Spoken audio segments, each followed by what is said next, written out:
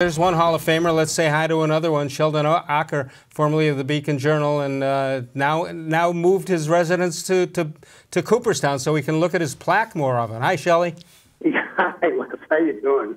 Hey, one thing about Jackie Robinson making his debut on April 15th. That was opening day back then, April 15th. Yeah, 2.5 weeks after it is right now. Sheldon, yeah. We've got Dave Bacon with us. And we're going to grill you a little bit here, okay? That's fine. I need grilling. All right, we're going to grill you right now. Sheldon, you tweeted, you came into the 21st century here, and you tweeted that maybe Corey Kluber is still hurt. What are you thinking on that?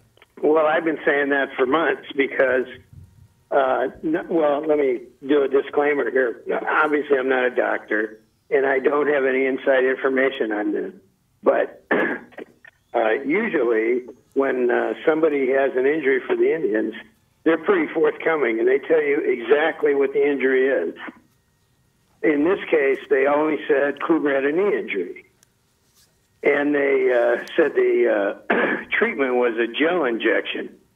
Well, from my knowledge, and I know this from not just from baseball, but from normal people having gel injections, you use that gel to cushion cartilage that's rubbing up against the bone, right, in your knee, and it's also to cut the pain down. Well, that's why it cuts the pain down. Because you don't have, instead of the bone rubbing against bone, you have the gel in between, and so sometimes it works better than others, and it's not a cure of anything. You have to. If it works at all, it works for 6 or 8 months, then you have to have another injection. And then, 6, 8 months later, you have to have another injection.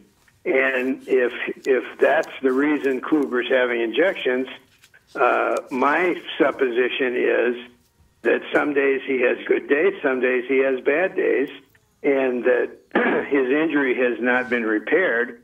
It's just been managed. And he and the Indians think they can manage it. And, maybe they can, maybe they can't. Shelley, you make it so simple. That's pretty obvious to even people who don't play doctors anywhere.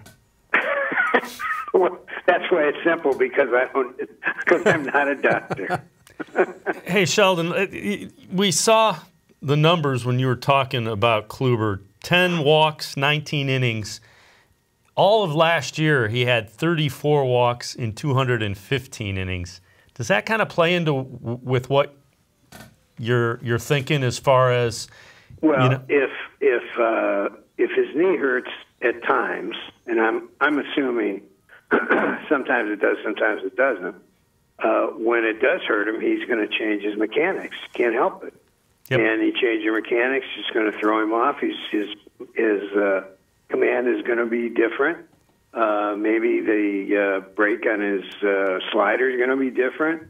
There's all kinds of things. As soon as you throw in the injury factor, then you're changing the way the guy delivers the ball.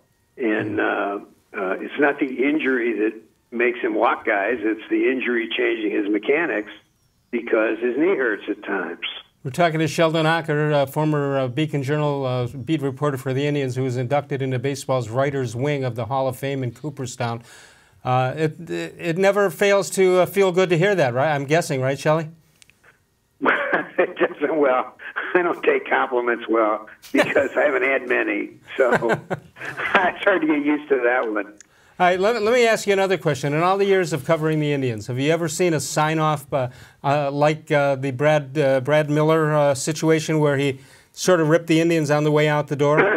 Well, one time years ago, the Indians, and I can't even remember who it was, some kid who was up for like 3 days or 6 days, and they sent him back down, and he ripped the Indians, and I remember writing it, and I remember I was kind of sorry I wrote it because he was really raw. I mean, he hadn't had any experience in the big leagues, and he was young, and probably 3 days later, he was sorry he said what he said, but he did the same thing. Now, Miller's not in that situation. He's been around for a while. Yeah. Well, Heinze wrote basically the same. What he said was kind of stupid, and that it was for $200,000 or whatever. That's not it. The problem is that he's not a real utility player, and he certainly isn't an everyday player, so they sent him down. Right.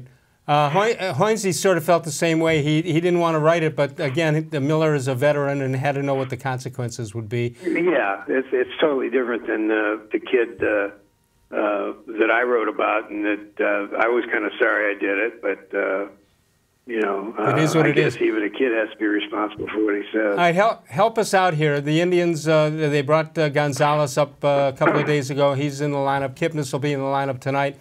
What? I know usually you say you got to see 40 games before you have an idea. How many games? I think we have to see 162 this year, the way this thing's going. What are you seeing and what are you not seeing? Well, I don't think you have to see 40 games of guys who have track records of 4 to 8 years. I don't see that you have to do that with those kind of guys. I mean, if they had a bunch of kids playing, rookies, first, second year guys, that would be a different story. But we know that some of these guys just can't hit, and they knew that when they brought them to camp as non-roster players. They knew there was a risk with every one of these guys. What's Gonzalez's nickname? What's his nickname? Cargo. I love that name. Cargo. Whatever it is. But now at Colorado, he hit very well in Coors Field. If you look at him on the road, he didn't hit very well at all. Right. And Coors Field is a very strange home field to have, and it's not progressive field. So I don't know what to make of that, whether that's a cautionary thing that he's not going to hit like he did in Coors Field, or maybe he will. Maybe it's just because he was at home. Who knows? But he has to be some improvement on what they've had so far. Last time I checked, Coors Field is not a place where American League teams play, so that's a problem. Well, yeah, it's kind of hard to relate to that. But, they made no honest effort to get the kind of players they need to put them over the top. Yeah. And this is not the front office's problem. It's not their fault. This is an owner's problem. And, it's no secret when Paul Dolan said, well, we're not going to spend $300 million for a player, and that you better enjoy Francisco Lindor now. This is nothing new. He's been saying this for years. I don't know why everybody jumped on it this time. Well, I don't think anybody would figure they're going to give 20 years. I don't think anybody would figure they're going to give anybody $400 million. You're right. Well, I wouldn't give anybody $400 million either. But the problem is they won't even give anybody $60 million or $50 million. I mean, they could have signed Michael Brandt. Or, well, I shouldn't say they. Most normal teams, even the smallest market of teams, could sign Michael Brantley for 3 years for what he got. And if it was me, I would have tried to sign Cody Allen because I don't think there's anything wrong with him. I think he just had a bad season. But and how do you trade a guy like Gomes because he's making $7 million? Yeah. Yeah, and then you look what you have in return, Plawecki and Lopez, or the catching situation. Perez. I'm sorry, Perez. That didn't leave him in good shape when they lost Gomes. No, and the one thing that Paul Dolan is going back on his word, so to speak, is he always used to say that when it comes time to spend money, when we have a contending team and we have a chance to go all the way, then I'll spend the money. Well, this is that year, and he's doing the opposite. Not only is he not spending money, he's going backwards. Yeah. So, and I don't think he can help it. I mean, the Dolan family is not worth billions of dollars, at least not the Dolans in Cleveland. Yeah, but baseball's making money, Shelley. You know that. Well, no, baseball's making money, and I read the thing in the listing in Forbes that the team's worth $1.2 billion. And right. Usually Forbes is kind of conservative on those things, and of course you never know till you try to sell it. I mean, they're making an educated guess. Right. But when the Dodgers a few years ago were sold for $2.1 billion, Forbes had their value listed at about 1.2. So if if they're wrong, they're probably wrong on the conservative side. Right. Now, some of the numbers they don't know what the Indians' revenue is. They know what the national TV revenue is. They can estimate the gate receipts, sort of, but when you discount tickets and stuff, they don't know what that's going to do to their numbers. Right. I don't know if they know what the local TV and radio contracts are. So their numbers are not to be taken for gospel. But if they're close, they had the Indians making money. Paul said they lost money. They had them making $16 million pre-tax profit.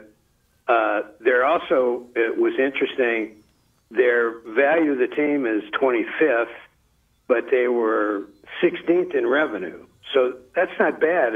If they're in the middle of the pack in revenue, yep. They should be able to spend more money, and especially if they had a minority owner come in here. And now I don't know what he paid for his share of the Indians, but I know Dolan wanted to sell about 30% of it. The 30% of it was, at that couple of years ago, was worth about $250 or $300 million. I don't know if he got that much, but even if he got anything near that, they ought to be able to spend more money than they have. Shelley, thanks so much for joining us. We're going to bring you up to our new studio as soon as we can, and we'll talk baseball some more. You're terrific, and we appreciate it. Thanks, Les. Take it easy.